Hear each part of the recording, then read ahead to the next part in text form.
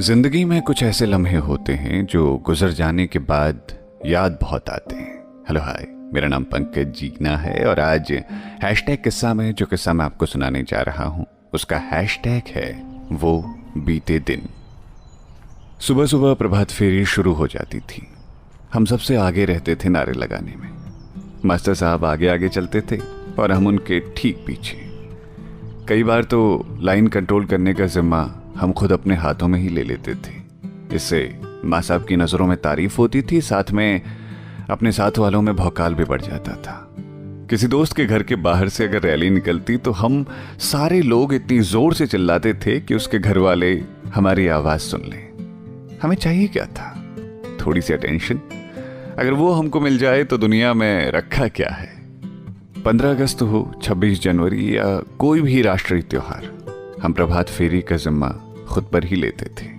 कभी कभी स्काउट का दलनायक नारे लगाने में हमसे कंपटीशन जरूर करता था, लेकिन भगवान ने ऐसी आवाज़ दी थी कि कोई कितना भी तेज चिल्लाए, हमारी आवाज़ सबसे बुलंद रहती थी। शायद इसके पीछे वजह भी थी, एक चेहरा जो मेरे तेज चिल्लाने पर मुस्कुराने लगता था। हम इंसानों की ना ये बड़ी अजीब आदत होती है, हमको हर जगह ज़रूरत होती है ध्यान दिए जाने की। उस सरकारी स्कूल में पढ़ने वाला मैं हमेशा इंतज़ार करता था 15 अगस्त, 26 जनवरी और टीचर्स डे का।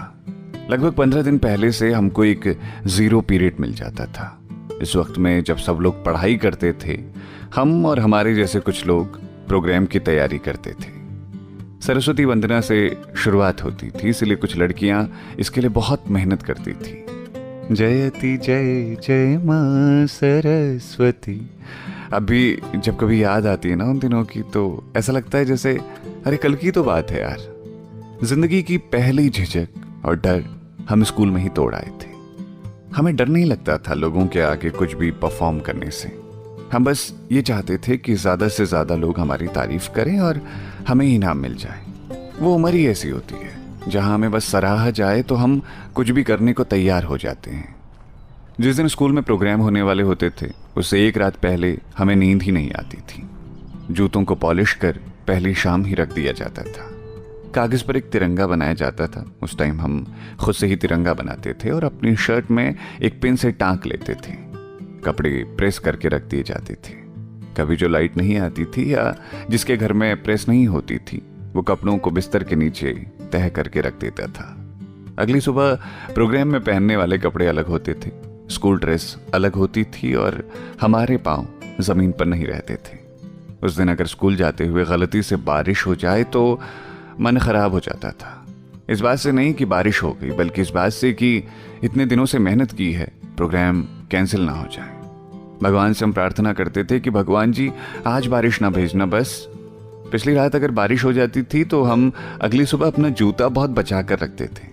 कई बार तो जूते के बाहर प्लास्टिक चढ़ा लेते थे।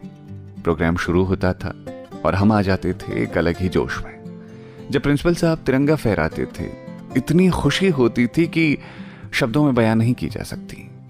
प्रोग्राम पूरे होने के बाद हमें लड्डू मिलते थे और हम जो बच्चे प्रोग्राम में पार्टिसिपेट करते थे, हमको एक्स्ट्रा लड्डू मिलते थे। वो दिन शानदार थे। आज भी जब उनकी याद आती है तो मुस्कुराहट उतर आती है चेहरे पर। तो ये था आज का हैशटैग किस्सा। आपकी भी अगर कुछ खूबसूरत सी यादें हैं तो मुझे बताइए। फेसबुक, इंस्टाग्राम पे पंकज जीना के नाम से मैं आपको मिल जाऊंगा। सुनते रहिए रेडियो सिटी। मेरा नाम है पंकज जीना।